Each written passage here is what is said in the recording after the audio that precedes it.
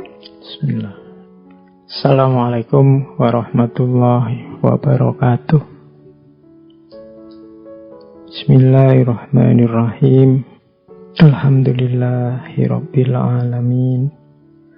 Wa bihi nasta'inu ala umurid dunya waddin.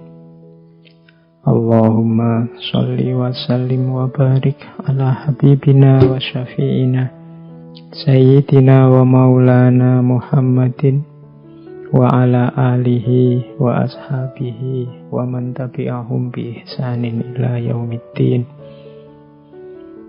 Bismillah. Mari kita lanjutkan ngaji filsafat kita. Mari tetap kita niatkan ngaji malam hari ini sebagai ikhtiar kita untuk senantiasa meningkatkan kualitas diri lewat jalan ilmu. Karena betapapun situasi hidup kita, kalau itu kombinasinya dengan ilmu, insya Allah yang lahir adalah kebaikan dan juga keberkahan. Kalau ilmu kita kombinasikan dengan kekayaan, kemungkinan akan lahir inovasi-inovasi. Karena orang berilmu yang kaya berarti dia punya modal. Ketika kaya plus ilmu bergabung, lahirnya inovasi. Sebaliknya, kalau kekayaan itu kombinasinya lawannya ilmu, kebodohan, kemungkinan lahirnya bukan inovasi-inovasi tapi kerusakan-kerusakan. Kalau ilmu kombinasi dengan kebebasan, insya Allah melahirkan kebahagiaan, kebenaran.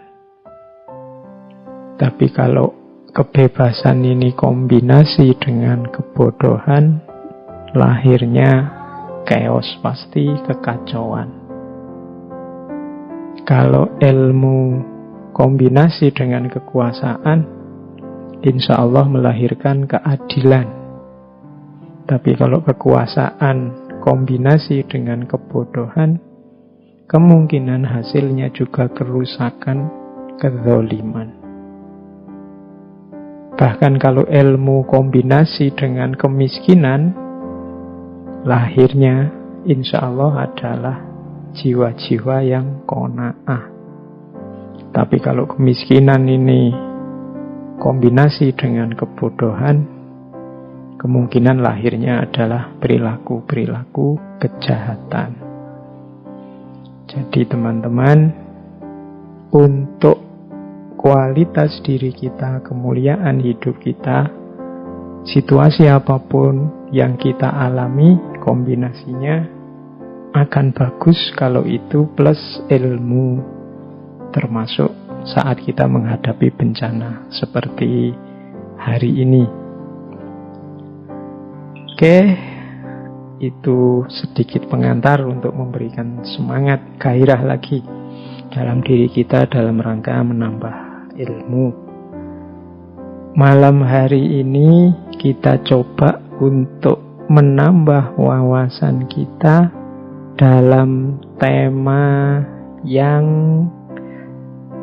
cocok dengan situasinya, karena besok lusa kita akan merayakan Hari Raya Idul Adha, yang oleh sebagian orang disebut Hari Raya Korban. Malam ini tema sisipan dan juga pesanan. Kita akan membahas tentang pengorbanan, bagian dari tema besar falsafah hidup. Sebelumnya kan kita banyak membahas falsafah hidup ini, mulai permainan lah, humor lah, dan macam-macam. Termasuk malam ini kita angkat salah satu dimensi hidup yang pasti akan kita hadapi dan kita alami, yaitu pengorbanan. Tidak ada orang yang tidak pernah melakukan aktivitas pengorbanan, meskipun mungkin banyak di antaranya yang tidak sadar. Kita belajar untuk dapat nilai bagus, itu kan juga butuh pengorbanan waktu, pengorbanan tenaga. Kita bekerja juga ada waktu, ada tenaga, bahkan kadang juga korban modal. Mendidik anak juga banyak pengorbanan yang dikeluarkan.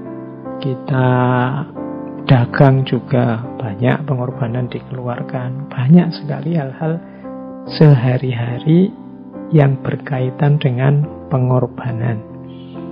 Malam ini kita jelajahi dunia pengorbanan ini, diawali dari wawasan-wawasan umumnya, nanti baru kita arahkan ke aktivitas kurban yang mungkin besok lusa akan kita jalankan dengan cara menyembelih binatang kurban. Baik, bismillah, kita mulai kajian tentang falsafah hidup pengorbanan. Saya awali dari sebuah quotes yang populer sekali, yaitu nothing great was ever accomplished without making sacrifices. Tidak ada sesuatu yang besar, yang luar biasa akan accomplish, selesai, tuntas, beres tanpa ada pengorbanan-pengorbanan. Teman-teman bisa silahkan baca sejarah orang-orang besar yang melakukan hal-hal besar. Kemudian tolong dicermati pengorbanan apa yang dia lakukan sehingga dia bisa melakukan hal-hal besar itu. Pasti akan ditemukan, karena tidak ada orang bisa besar dan melakukan hal-hal besar tanpa ada perjuangan, dan tidak ada perjuangan yang tidak menuntut pengorbanan dalam bentuk apapun. Tidak harus capaian-capaian yang luar biasa seperti mendirikan negara, bahkan mungkin yang sekedar apalah, juara sepak bola kah, atau sekedar meraih gadis impianmu kah, atau semuanya butuh pengorbanan. Tidak ada capaian apapun yang tanpa pengorbanan. Hanya saja mungkin selama ini kita kurang menyelami aspek pengorbanan ini, sehingga rasanya berjalan otomatis saja. Kurang strategis, kalau bahasa saya di depan tadi, kita mungkin kurang tahu ilmunya tentang pengorbanan ini. Makanya malam ini ayo kita belajar sehingga pengorbanan yang kita lakukan cocok, pas, tepat guna untuk kehidupan kita. Oke, berlanjut. Apa sih pengorbanan itu? Definisinya banyak. Silahkan dibaca ya teman-teman. Harus banyak baca buku-buku. Harus meluaskan wawasannya. Jangan hanya fokus di satu perspektif, tapi kalau bisa perkayalah dari banyak perspektif. Malam ini saya tidak membawa definisi khusus dari buku. Saya ngambil variabel-variabel dari banyak buku yang mendefinisikan pengorbanan. Dari yang saya dapat tentang pengorbanan ini, menurut saya yang dimaksud pengorbanan itu berhubungan dengan beberapa variabel itu. Kalau di saya itu saya sebut ada 6. Kapan sesuatu itu bisa disebut pengorbanan? Yang pertama ada kesadaran. Yang kedua ada memberi atau mempersembahkan. Yang ketiga ada unsur berharga atau bernilai. Yang keempat ada yang dimiliki, yang kita miliki. Yang keenam alasannya, prinsip tertentu atau nilai tertentu. Yang kelima, yang keenam tujuannya, biasanya untuk sesuatu yang lebih tinggi. Mari kita lihat satu-satu ya, pelan-pelan. Karena kalau agak cepat mungkin menangkapnya agak susah karena kita pakai audio. Visualnya silahkan dilihat di tulisannya. Kalau saya ngomongnya cepet, saya takutnya teman-teman agak kerepotan. Makanya saya ngomongnya agak lambat. Nanti kalau butuh cepet, silahkan dicepatkan sendiri. Di rekamannya pastinya. Oke, yang pertama pengorbanan itu kesadaran. Jadi agar nilai pengorbanan itu memang bernilai pengorbanan, ya harus sadar bahwa kita sedang melakukan pengorbanan. Kalau tidak sadar itu namanya kecelakaan. Wong pengorbanan itu kita kehilangan sesuatu, memberikan sesuatu. Kalau itu tidak sadar kan namanya kehilangan, kecelakaan. Maka harus ada kesadaran. Tidak bisa kita bilang rasa-rasanya saya sudah berkorban banyak. Lah kok rasa-rasanya? Lah memang niatnya ingin mengorbankan apa tidak? Kalau kemarin memang tidak sadar tiba-tiba kehilangan, atau tidak sadar tiba-tiba memberikan sesuatu, ya kamu sedang tidak berkorban. Tadi kamu mungkin tertipu, atau kamu mungkin sedang kecelakaan karena kamu kehilangan sesuatu, padahal ya tidak niat. Kesadaran itu kalau dalam agama kan nanti berarti ada niatnya, memang dilakukan secara sengaja. Jangan sampai melakukan pengorbanan tidak sengaja. Oke, ya itu uraiannya panjang, tapi teman-teman pasti ngerti ya kalau kesadaran. Yang kedua, setelah sadar, aspek kedua pemberian. Jadi kita memberi atau mempersembahkan kepada yang di luar diri kita. Jadi sadar untuk memberi atau mempersembahkan. Yang ketiga, yang berharga. Kalau tidak berharga, ya namanya bukan pengorbanan, tapi mungkin kamu sedang buang sampah, bersih-bersih, yang tidak kamu suka, yang kamu berikan itu bukan pengorbanan. Makanya ada ayat yang menyatakan lan tanalul birra hatta tunfiqu ma tuhibbun. Belum termasuk kebaikan kalau kamu belum memberikan atau mempersembahkan apa yang kamu sukai. Pak, saya rajin sedekah kok Pak. Saya setiap tahun sekali mensedekahkan bekas-bekas baju yang saya tidak suka. Wah, ya itu sedekah ya, tapi pengorbanan mungkin tidak. Wong ya kamu sudah tidak suka kan berarti mau kamu buang, mau kamu singkirkan. Nah, iya ada pahalanya insya Allah wong sedekah, tapi tidak termasuk pengorbanan. Kebaikannya kurang besar, tetap baik, tapi baik yang sejati, yang lan tanalul birra tadi harus yang tunfiqu ma tuhibbun. Jadi engkau berikan yang engkau sayangi, engkau cintai. Barang ya maksudnya. Oke. Jadi sadar memberi yang berharga. Makanya korban itu ya binatang-binatang yang secara mudahnya termasuk yang berharga. Zaman Nabi kan ini binatang ternak yang manfaatnya banyak. Sapi, kambing, onta, itu kan dipandang berharga. Terus yang keempat, yang kita miliki pastinya ya. Tuh, jangan mengorbankan miliknya orang lain, kamu tidak punya hak. Itu namanya ngambil miliknya orang lain. Yang milikmu sendiri yang berharga, berikanlah. Jangan hanya nyuruh orang memberikan yang berharga, ya kamu sendiri harus memberikan. Itu namanya pengorbanan. Jadi aktivitas sadar memberi atau mempersembahkan yang berharga, yang dimiliki. Terus biasanya karena prinsip atau nilai tertentu yang kita percayai kebenarannya. Misalnya ada pahlawan berkorban demi nusa bangsa, negara, agama. Itu kan ada prinsip yang dia yakini kebenarannya. Daripada orang Indonesia, saudara-saudaraku ini hidup terjajah, aku yang berjuang. Biarlah aku yang dipenjara, biarlah aku yang dipukuli, biarlah aku korbannya, tapi nantinya orang-orang akan bahagia. Ada prinsip yang diyakini. Atau prinsip perintah agama. Aku percaya bahwa Allah itu maha tahu tentang yang terbaik untukku, dan Allah menyuruhku berkorban, maka aku berkorban. Nah, itu berarti ada prinsip di balik itu. Prinsip ini penting biar menguatkan kesadaran tadi.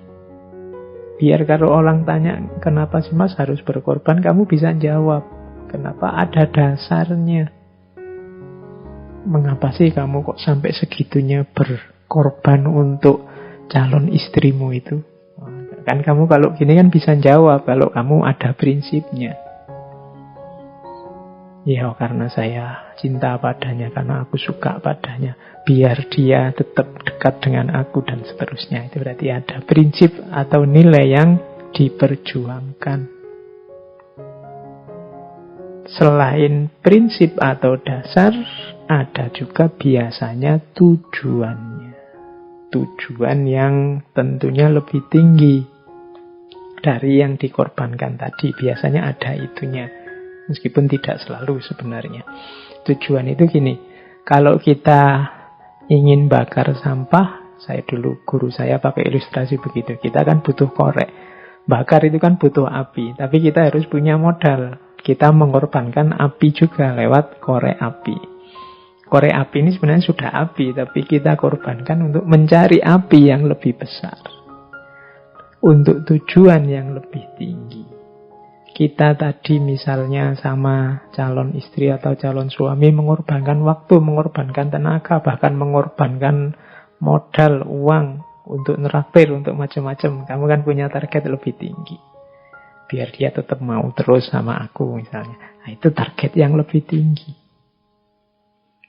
Jadi, ya kalau agama mencari ridhonya Allah, mencari sayangnya Allah, mencari kedekatan dengan Allah, itu kan tujuan yang lebih tinggi. Apalah artinya seekor kambing, apalah artinya seekor sapi, demi yang maha segalanya. Itu berarti ada tujuan yang lebih tinggi. Jadi korban itu secara definisi ada 6 variabelnya, yaitu kesadaran untuk memberi atau mempersembahkan yang berharga yang kita miliki dengan dasar prinsip atau nilai tertentu untuk tujuan tertentu yang lebih tinggi. Ini definisi umum dulu ya tentang pengorbanan. Nanti belakangan kita tarik ke upacara korban, ritual korban yang kita jalankan setiap Idul Adha. Terus selanjutnya, pengorbanan dalam hidup ini sebenarnya adalah sebentuk sunnatullah.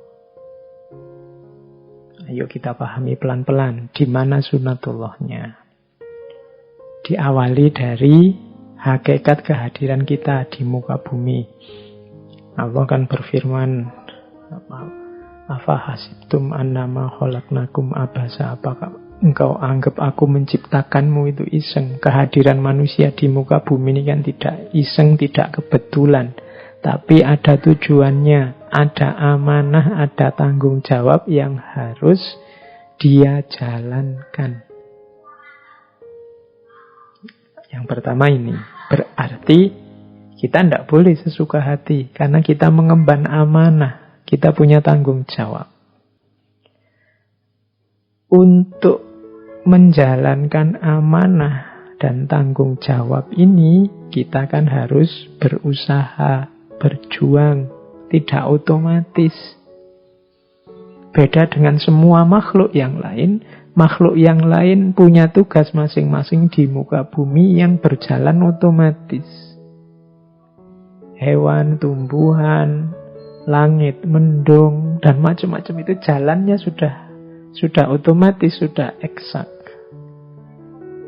Tapi manusia untuk menjalankan amanah dan tanggung jawabnya harus diupayakan, harus diusahakan. Kalau kita diam saja, ya tidak akan jalan amanah dan tanggung jawab itu. Bahkan jalan tapi tidak hati-hati pun kadang-kadang ya kleru. Tidak jadi mengemban amanah, tidak jadi menjalankan tanggung jawab. Maka harus diperjuangkan, dipelajari. Kita belajar ini kan dalam rangka itu. Kita ngaji, kita cari ilmu itu kan dalam rangka itu. Jadi kita hidup di dunia ini tidak iseng, tidak asal, ada amanah dan tanggung jawab. Yang itu harus diusahakan untuk menjalankannya. Nah, selanjutnya untuk suksesnya amanah tadi, untuk suksesnya usaha dan perjuangan tadi, mau tidak mau kita butuh pengorbanan. Kalau nuruti nafsu keinginan kita, mungkin ya kita nyari enaknya saja, melupakan amanah dan tanggung jawab. Tapi begitu kita ingin serius, kita harus berjuang. Begitu kita berjuang, pasti ada yang dikorbankan. Ya paling tidak mengorbankan keinginan kita untuk sesuka hati. Mengorbankan tenaga, waktu, biaya, dan lain sebagainya. Nah, yang semacam ini sifatnya fitri. Kalau bahasa Inggrisnya necessary, niscaya, pasti begitu. Kalau kita tidak mau berkorban, perjuangan kita tidak sukses. Kalau perjuangan kita tidak sukses, amanah dan tanggung jawab tidak akan terlaksana.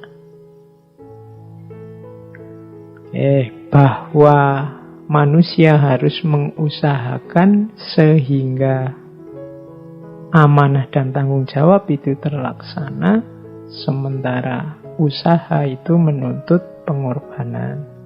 Itulah yang kita sebut nanti, oh ternyata pengorbanan itu sunatullah. Orang yang tidak mau berkorban, nyari enaknya sendiri saja, ya tidak jadi sukses menjalankan amanah dan tanggung jawab. Hari ini kan banyak orang mengeluh, macam-macam yang dikeluhkan, macam-macam yang diproteskan. Itu kadang-kadang dari nada mengeluhnya kelihatan orang ini ingin enak terus. Tidak mau sedikit berkorban demi suksesnya amanah dan tanggung jawab kita dalam mengemban tugas sebagai hamba Allah dan khalifatullah. Maka ketika kita besok lusa itu disunahkan untuk berkorban, sebenarnya pelajaran besarnya antara lain adalah mbok yo mental kita itu tidak mental yang manja, yang nyari enak, terus nyari seneng terus. Untuk suksesnya ideal-ideal kita ya memang perlu pengorbanan-pengorbanan. Itu antara lain rahasia kenapa korban ini disunahkan kalau dalam Islam. Nanti kita lihat masih sangat banyak rahasia-rahasia yang lain, hikmah-hikmah yang lain. Oke, jadi teori pertama tentang pengorbanan, yaitu pengorbanan adalah sunnatullah. Yang kedua, ini teorinya masih mirip. Korban adalah modus dalam hidup untuk kita sukses. Nah, ini saya bawa 3 peribahasa sekaligus. 1 bahasa Inggris, 1 bahasa Indonesia, 1 bahasa Jawa. Mungkin teman-teman dari banyak daerah yang lain punya peribahasa masing-masing. Kalau dalam bahasa Inggris ada peribahasa there is no free lunch. Jadi tidak ada makan yang gratis. Jadi kalau tiba-tiba kok temenmu neraktir, kan itu nama lainnya itu. Ayo tak traktir, itu biasanya yo ono karepe, ada keinginannya. Jadi there is no freelance, itu tidak ada makan siang yang gratis. Kenapa kok temanmu itu mau berkorban neraktir kamu, mau berkorban jemput kamu, mau berkorban apalah yang ditujukan padamu, pasti ada pamrihnya. Itu maksudnya pepatah itu begitu. Jadi tidak ada makan siang yang gratis. Lah kok enak minta makan siang dong, apalagi tiap hari. Mesti ono karepe itu. Carilah pasti ada. Itu maksudnya peribahasa itu. Itu menunjukkan bahwa orang itu ya memang begitu. Kalau untuk sampai pada yang dia inginkan, pasti ada yang dia korbankan. Ya kalau temanmu tadi ya dengan cara neraktir. Yang kedua, kalau ini dalam bahasa Indonesia, ini sering kita dengar kadang-kadang.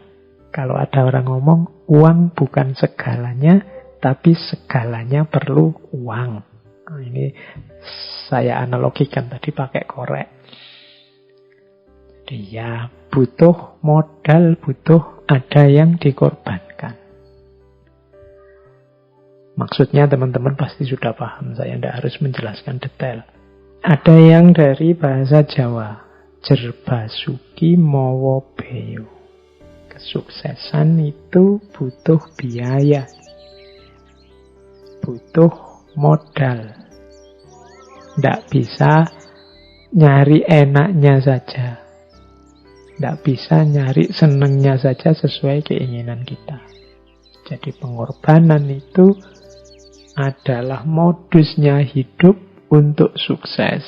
Orang yang tidak mau sama sekali berkorban, orang yang hanya nyari enaknya sendiri terus dalam hidup, hati-hati, kemungkinan dia susah nanti suksesnya. Kenapa? Karena kesuksesan itu butuh pengorbanan. Jerbasuki Mowo Beyo. Apalagi hari ini ya, kalau teman-teman mahasiswa, teman-teman pelajar itu kan sedang galau luar biasa di era COVID ini, karena ada biaya tambahan untuk belajar, yaitu online, butuh kuota. Ada yang pakai Zoom, ada yang pakai Google, itu kan nambah biaya tambahan. Tapi ya situasinya memang begitu. Anggap saja, wong mau ndak mau ya harus kita jalani. Diniati saja bahwa itu jihad kita, pengorbanan kita. Semoga nantinya akan lahir kesuksesan-kesuksesan yang menyusul karena rahmatnya Allah, sayangnya Allah melihat jerih payah kita hari-hari ini. Jerbasuki Mowo Beyo. Saya bawa satu teori, satu ilustrasi dari buku yang judulnya Think and the Tipping Point. Karangannya Malcolm Gladwell. Katanya Gladwell, dia ngitung untuk seseorang ini jadi ahli dan sukses di satu bidang, ya ini mungkin hitung-hitungan kira-kira. Katanya Gladwell, seseorang harus bekerja minimal 10.000 jam terbang. Kalau dihitung secara matematika, 10.000 jam terbang itu, kalau kita kerjanya 8 jam sehari, seminggu 5 hari, Sabtu minggunya libur, itu butuh waktu sekitar 4-5 tahun untuk jadi ahli. Oh, ini teorinya silahkan didiskusikan sama teman-teman ya. Sekarang kan banyak ahli dadaan. Ada yang baru membaca satu buku, satu kitab, terus merasa ahli.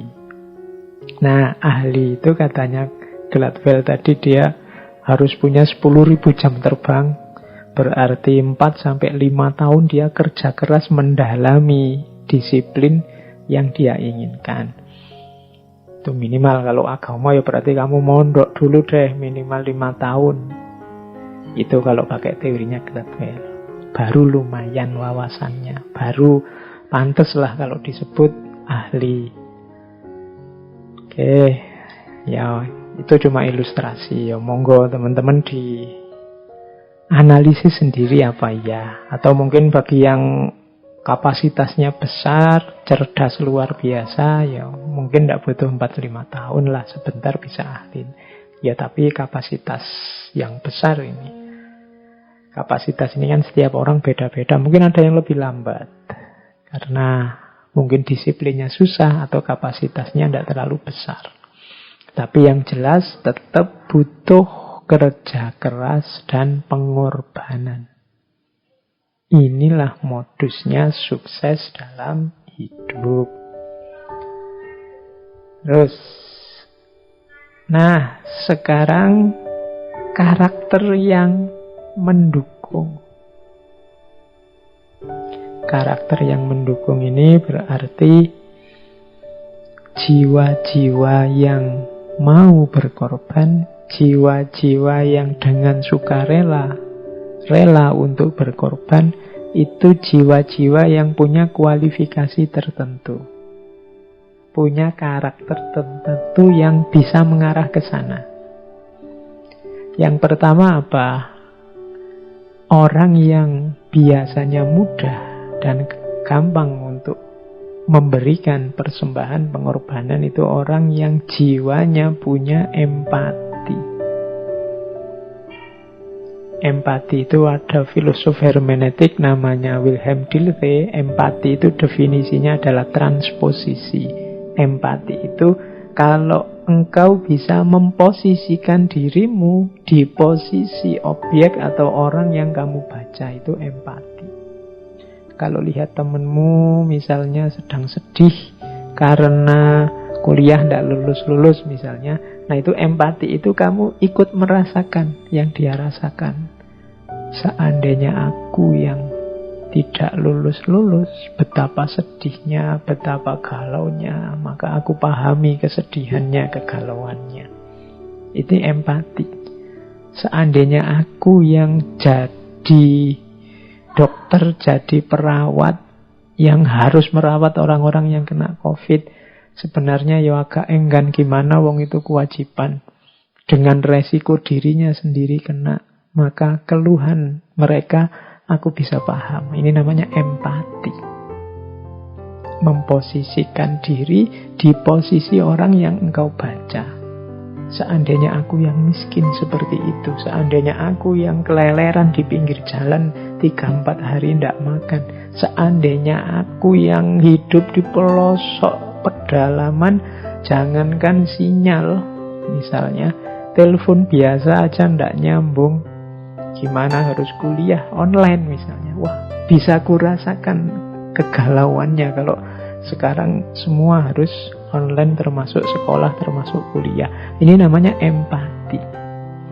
Orang yang punya jiwa empati inilah yang mudah nanti untuk berkorban, mudah untuk diminta pengorbanannya. Semakin besar daya empatinya, biasanya semakin dia mudah toleran, mudah membantu, mudah terjun ke lapangan untuk memberikan apa yang dia miliki. Ini karakter pertama. Maka pupuklah atau hidupkanlah karakter ini dalam dirimu. Semakin banyak orang yang punya karakter empatik ini, mungkin Indonesia ini semakin mudah bangkit dari banyak masalah. Karena selama ini banyak masalah menurut saya muncul karena menipisnya empati dan naiknya ego. Setiap orang hanya tahu dan membaca kebenarannya sendiri, situasinya sendiri, pemahamannya sendiri, kurang keluar untuk mengempati orang-orang di sekitarnya. Oke, terus yang kedua, karakter yang mendukung jiwa korban adalah belief on a just world.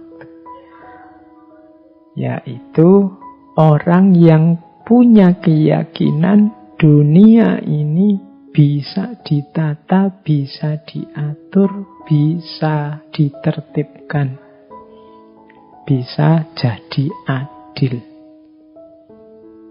Ini dengan kata lain orang yang berpikirnya optimis. Enggak. Iya, saya akan berkorban demi orang ini bahagia, demi lingkunganku beres. Saya akan capek, enggak apa-apa, asal teman-temanku semua kebutuhannya terpenuhi. Loh, ini kan kalau orang enggak berpikir positif, optimis, susah. Kalau orang berpikirnya begini, alah, kayak Indonesia ini mbok presidennya malaikat juga akan tetap kacau. Kemungkinan orang yang berpikir semacam ini tidak akan berjuang lagi sudah. Wong malaikat aja nggak ngatasi, apalagi manusia.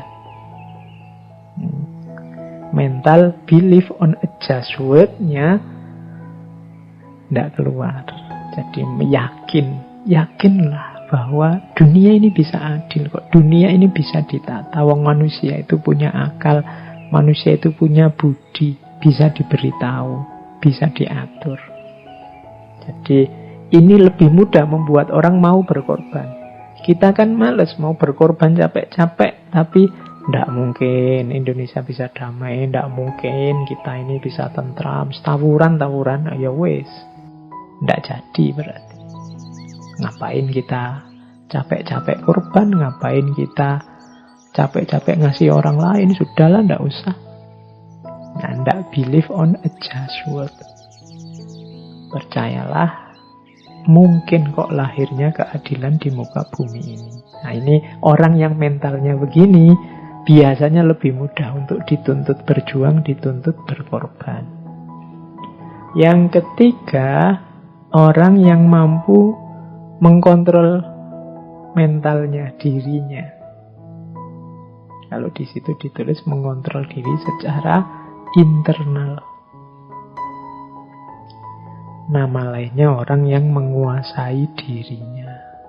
Orang yang menguasai dirinya itu orang yang kalau ada wawasan baru yang baik, kalau ada kebenaran yang lebih benar dari yang dia yakini sebelumnya, ini mudah mengadaptasinya. Oh iya, saya kemarin salah, yang benar ini nih. Oke, sekarang aku ganti ini. Ini orang jago ini, bisa mengontrol dirinya. Banyak orang tidak bisa seperti ini.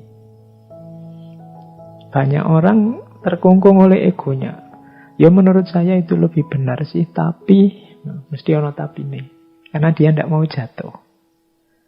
Nah, orang yang mampu mengontrol dimensi internal dirinya, ini orang yang bisa menguasai dirinya. Kalau waktunya ndak boleh, ya dia bisa bilang ke dalam dirinya, ndak, itu ndak boleh loh ya. Kalau waktunya boleh, kalau ini boleh. Nah, kalau ini bagus, meskipun bukan milikku tapi menurutku itu bagus. Tapi yang ini menurutku jelek, meskipun ini milikku sendiri. Ini susah orang bisa objektif dan mengontrol dirinya untuk berlaku objektif seperti ini. Tapi semakin orang bisa begini, semakin mudah dia berkorban. Misalnya, korban itu membawa kepuasan diri loh. Kalau kita lihat orang lain bahagia, kita pun akan bahagia. Loh, ini orang yang bisa mengontrol dirinya, dia bisa bahagia beneran dengan cara memberi orang lain. Kenapa kok bisa begitu? Ya karena dia sudah mampu menaklukkan dirinya. Itu yang ketiga. Dan yang terakhir, ego yang rendah. Ego yang rendah tadi, kayak tadi kan empati lawannya ego. Semakin rendah ego, semakin mudah orang berkorban. Semakin tinggi ego, semakin susah berkorban, atau kalau melakukan korban, pamrihnya besar. Nah, teman-teman, berarti lahirkan jiwa-jiwa penuh pengorbanan antara lain dengan cara peliharalah empati dalam dirimu, percayalah akan adanya dan mungkinnya dunia yang adil, tertib, baik. Kuasai dan kontrol dirimu. Dan yang terakhir, egomu jangan terlalu tinggi. Semakin tinggi egomu, semakin susah engkau berkorban untuk orang lain. Karena pikiranmu hanya tentang dirimu saja. Seolah-olah dunia ini isinya hanya engkau, dan seolah-olah engkau yang paling penting di muka bumi ini. Yang semacam ini biasanya susah berkorban, bahkan mungkin dia menuntut orang lain berkorban untuk dirinya. Jadi, teman-teman, mulai sekarang latihan ini. Karena tadi ya, kenapa sih Pak kok tidak menghidupkan jiwa penuh pengorbanan? Loh, wong sukses itu butuh pengorbanan seperti yang saya jelaskan di depan. Dan yang kedua, ternyata sunatullah dalam kehidupan ini, kalau kita ingin menjalankan amanah dan tanggung jawab sebagai makhluk Allah, Abdullah dan Khalifatullah, ya kita harus mau dan harus mampu berkorban. Terus kita lanjutkan. Selanjutnya, pengorbanan adalah manifestasi dari satu watak yang kita kenal sebagai cinta. Orang itu kalau mode hidupnya adalah cinta, maka pengorbanan itu bukan sesuatu yang berat. Kalau orang sudah jatuh cinta, tadi kan di antara yang memudahkan orang berkorban itu kan ego yang rendah. Dalam cinta, bahkan ego ini bisa serendah mungkin, ada yang bilang bahkan sampai hilang. Karena dalam cinta, yang ada di pikiran, yang hidup dalam diri seorang pecinta adalah yang dia cintai. Bagi orang yang seperti ini, bahkan hidupnya sendiri adalah persembahan terhadap yang dia cintai. Maka pengorbanan itu dekat dengan cinta. Pengorbanan yang tulus adalah manifestasi dari cinta yang juga tulus. Rumus pertama itu. Sebaliknya, kalau engkau cintamu tulus, maka akan lahir dari situ pengorbanan yang sama tulusnya. Tapi kalau cintamu berpamrih, ya pengorbanannya menanti balasan, menanti terwujudnya pamrih tadi. Jadi ini ada hubungan timbal balik. Orang yang pecinta sejati akan terdidik dirinya untuk mudah melakukan pengorbanan. Dan orang yang membiasakan dirinya untuk berkorban, menghidupkan karakter-karakter seorang yang mudah berkorban, maka akan terbentuk jiwa pecinta dalam dirinya. Kalau cintanya masih berpamrih, ya pengorbanannya juga masih berpamrih. Masih pingin balesan. Kamu sudah tak traktir hampir tiap malam minggu, masa di WA saja ndak bales? Nah, itu mungkin ada pamrihnya. Minta dibales. Minta rewardnya. Minta balasannya. Kalau masih ada pamrih-pamrih berarti belum tulus. Ya pengorbanannya juga belum tulus. Dikalkulasi terus, dihitung terus. Selama aku bersamamu, sudah habis berapa aku? Nah, itu berarti masih kalkulasi-kalkulasi yang berpamrih, bukan cinta. Maka biasakan berkorban, biasakan melakukan pengorbanan. Selain tadi dia sebagai jalan untuk sukses, dia juga sebagai manifestasi dari cinta. Oke, saya lanjutkan. Jadi manfaat pertama itu. Selanjutnya, pengorbanan juga punya nilai pembebasan diri dari ego. Orang yang berkorban itu kan orang yang sedang nantang egonya. Manusia itu kan biasanya ingin senangnya sendiri, ingin enaknya sendiri, ingin benarnya sendiri. Sementara dalam berkorban, itu orang melakukan yang sebaliknya. Dia ingin orang lain bahagia. Dia ingin yang dia miliki diberikan pada orang lain. Jadi ini kan nabrak semua dengan ego. Maka berkorban itu ekuivalen dengan ketika orang membebaskan diri dari egonya. Jadi lanjutannya cinta tadi, berkorban itu manifestasi dari cinta, dan berkorban itu pembebasan diri dari ego. Ya, karena kalau egonya masih besar, pengorbanannya juga biasanya masih ada pamrih-pamrih egoisnya. Jadi pamrih egois itu, contohnya di situ saya tulis misalnya kalau ada orang ngomong, loh, saya melakukan ini demi cinta misalnya. Karena aku mencintaimu maka aku lakukan ini. Sudah aku korbankan macam-macam banyak hal untukmu. Nah, ini menunjukkan sebenarnya ya pusatnya masih aku. Kalau pusatnya masih aku, masih egois. Kalau masih egois biasanya pengorbanannya belum tulus. Masih ada pamrih-pamrih. Maka pengorbanan ini selain dia jalan kesuksesan, selain dia akan melahirkan pribadi yang penuh cinta, sekaligus dia akan melatih kita untuk tidak terkungkung oleh ego. Selanjutnya, pengorbanan juga punya manfaat apa? Melatih diri kita untuk tidak terikat. Kalau urusan harta berarti kalau bahasa Jawanya tidak kedunyan. Kalau urusan uang berarti tidak motor duiten.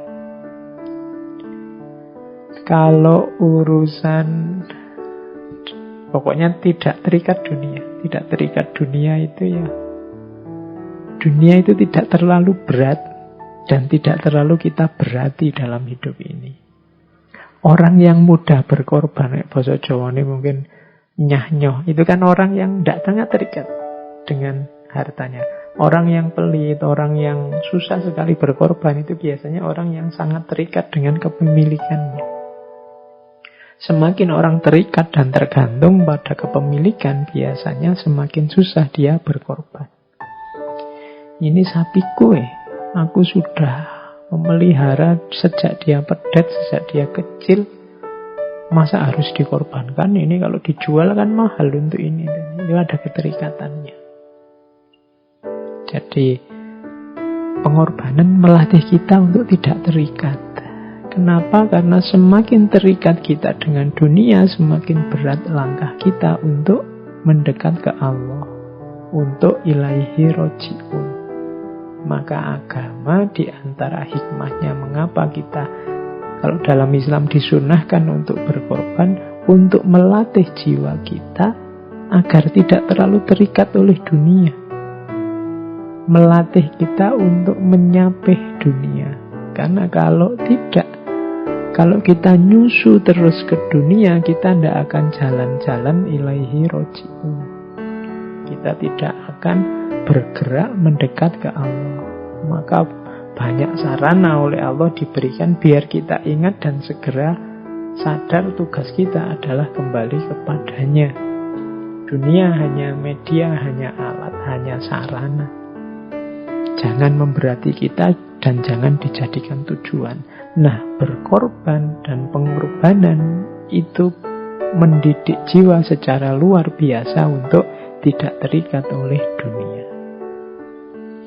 Nah, teman-teman ada berapa tadi ya? Ternyata mentalitas orang yang rela berkorban itu ada banyak manfaatnya.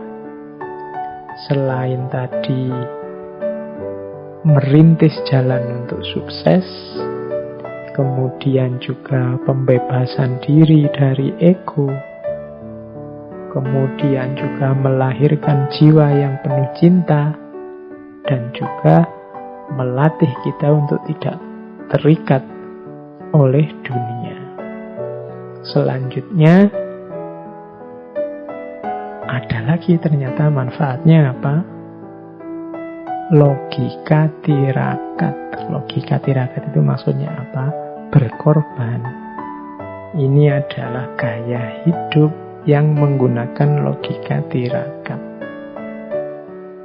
Logika tirakat itu apa? Tirakat mungkin kalau yang teman-teman Jawa sudah akrab ya, istilah tirakat. Dekat dengan bahasa Jawa taroka. Taroka itu meninggalkan. Tirakat itu tarak. Jadi menjauh sebentar dari dunia, kenikmatan-kenikmatannya, hiruk pikuknya, untuk menggembleng diri pada saatnya kalau nanti sudah tangguh, kembali lagi ke kancah kehidupan nyata. Itu tirakat namanya.